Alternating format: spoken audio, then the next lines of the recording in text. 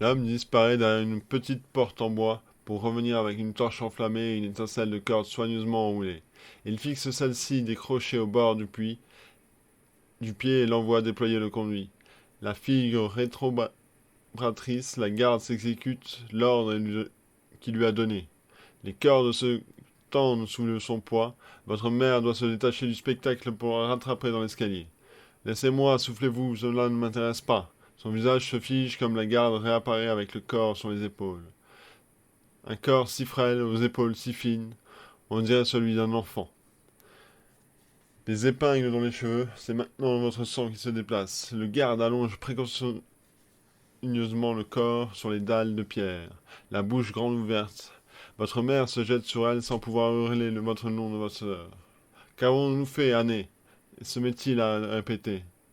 Les armes rondes glissent sur ses joues. Siwa, articulez-vous tandis que vous conduisez vers sa dépouille. La reine agenouillée enlace le buste qu'elle a révélé. Vous aimeriez croire qu'elle ne fait que remonter sa blottie contre elle. Comment a-t-elle pu descendre crie-t-elle en direction de ses gardes. Que faisiez-vous Elle pleurait, ma mère. Ce risque d'une voix hésitante, le garde qui vient de regagner son poste. Elle pleurait comme je n'ai jamais entendu pleurer quelqu'un.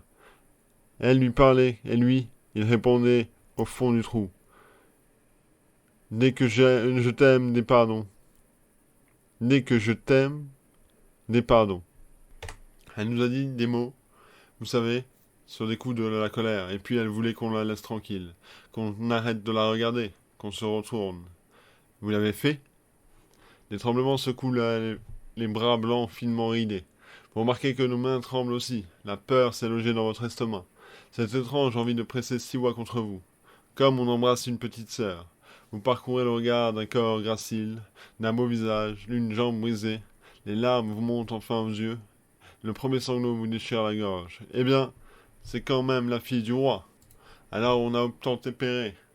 Comme on entendait mal le bruit depuis un moment, on s'est retourné. Elle n'était plus là. On a cru qu'elle était partie, la gamine. Ma reine, on n'aurait jamais pu penser. Elle a dû croire qu'une fois au fond, elle pourrait lui faire une courte échelle. Taisez-vous, imbécile. Lui faire la courte échelle, elle voulait simplement lier son destin à celui de cet homme, obtenir sa grâce ou mourir avec lui. Vous pouvez le comprendre. Partez maintenant. Fichez le camp. L'escalier résonne encore du bruit des portes.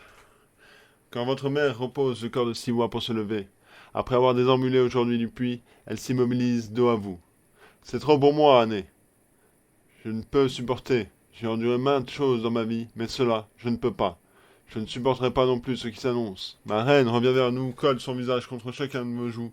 Elle vous caresse les cheveux et s'apporte au puits. Alors viens, Année, rejoins-nous. Sois des nôtres pour une fois. Sans vous lâcher du regard, elle sombre dans la nuit. Rendez-vous au 21.